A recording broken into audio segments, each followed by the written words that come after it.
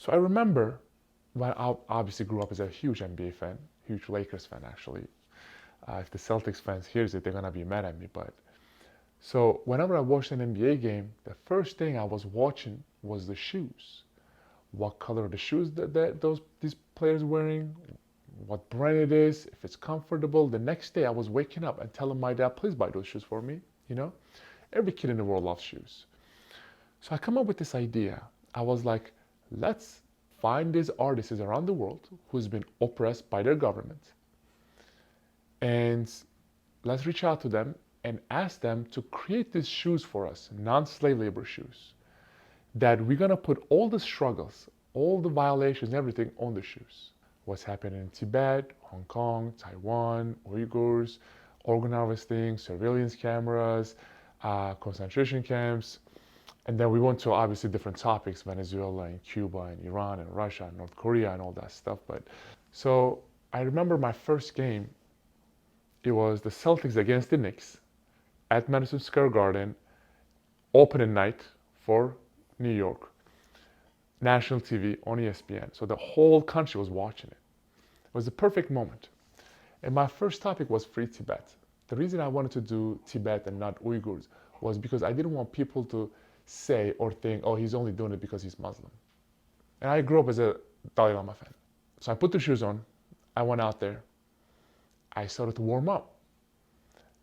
A minute before the game hasn't started yet, the minute before the game, two gentlemen came from the Celtics. They were working for the NBA. They said, you got to take your shoes off. And I was very confused. I'm like, what are you talking about? Because I did a lot of research that there's no rule against it. 2 years ago, when they put us in the NBA bubble, all the players were put on their shoes, Black Lives Matter, I Cannot Breathe, Breonna Taylor. I'm like, if that is the case, I can say Free Tibet. I can say stand with Hong Kong. I can say stand with Taiwan. I can say, free Uyghurs, whatever. So they said, take your shoes off. I'm like, why? They said, your shoes has been getting so much attention internationally. It was from China. But they didn't say it was from China. They said, you got to take your shoes off. We've been getting a lot of pressure. It was the perfect moment for me because I was just getting ready for my citizenship test. So I was like, I closed my eyes. I was like, okay, there are 27 amendments. My first amendment, freedom of speech. I told them, I'm not taking my shoes off. Even if I get fined, I'm not taking them off. And they said, we are not talking about a fine. We're talking about getting banned. I was like, wow, they're really threatening to ban me because of my shoes. So I didn't take them off, obviously. That first half of the game, I played 0 minutes. I went back to my locker room. I looked at my phone, there was thousands of notifications. I clicked on the one that my manager sent me. He said, every Celtics game is banned in China. That clearly helped my case. That pretty much shows the dictatorship and the censorship that are happening and how scared they are. So that game I played 0 minutes, which I played every game before that. After the game, my phone was ringing. I talk about the problems were happening in Turkey. They did not even call me once. Adam Silver, the commissioner of NBA, texted me twice and said, we got your back, keep doing what you're doing. I talk about the problems were happening in China. My phone was ringing once every hour. The NBPA, the Player Association, which I pay thousands of dollars every month to protect my rights against the NBA, were calling me and saying, you cannot wear those shoes ever again because we're getting pressure from the NBA. And they pressured me and my manager so much. I was like, you know what? Promise. I'm not going to wear free Tibet shoes ever again. They said, promise? I said, promise. We hang up the phone. The next game, I wore free Uyghur shoes. And they called me after the game. They were like, you're a liar. You lied to us. How could you do that?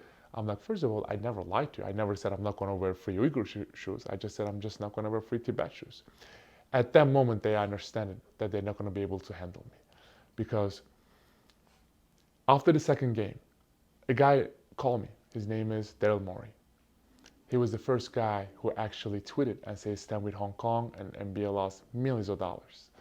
He said, listen, they made me apologize. They made me took my tweet down. They made me say, sorry, you don't apologize. You keep doing what you're doing. I was like, wow, this is crazy. After the first game, after the Tibet game, one of my teammates walk up to me and say, this is your last year in NBA, right? Have fun with it, enjoy, but if you say anything against China, you're not going to be in the league ever again. So I hope you win a championship, but this is your last year. I know you've told this story a number of times.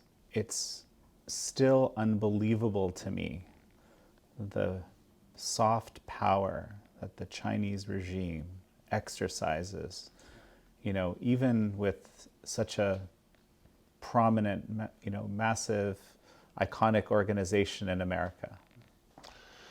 That was the one thing that really was driving me crazy. The biggest dictatorship in the world can control 100% American-made organization, put pressure on them to fire an American citizen. But the more I talk to some people, the more I have done research, I was like, NBA is not the only one. You see Hollywood, you see big techs, you see academias, you see Wall Street, you see Congress and local congresses. They are pretty much trying to invade America from the inside because they know they're not strong enough to invade America from the outside. So by buying these people, organizations, companies, right, they're pretty much trying to destroy America from the inside. And people are letting them because they are bowing down to money, they are bowing down to power. And the more I researched, I was like, America is not the only one. You see all the other Muslim countries around the world, right? All the Muslim leaders. When it comes to any other issues that is happening to the Islam or Muslims around the world, these leaders, these sheikhs, these presidents or dictators, whatever, comes out and say it's wrong. What's happening to the Muslims are wrong. But when it comes to Muslims in China, Uyghurs, they're silent. Why? Because of the economy. Why? Because they're scared of China, what China could do to them, So I was like, keep seeing this hypocrisy. And I think that one thing that made me really sad was my teammates. I was very disappointed. I told them what Nike is doing. I was like, listen, in America, Nike is beautiful. Nike stands with Black Lives Matter, no Asian hate, LGBTQ community, Latino community. But when it comes to China, I'm sure you guys know about the slave laborers and sweatshops. They cannot say a word about it in that country, or they will lose billions of dollars. That's hypocrisy. It was the perfect moment for me because it was just right before the Beijing Olympics. So I literally try to reach out to everyone.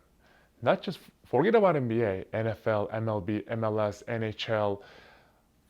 Forget about America. I try to reach out to Olympians. I try to reach out to other athletes in other countries.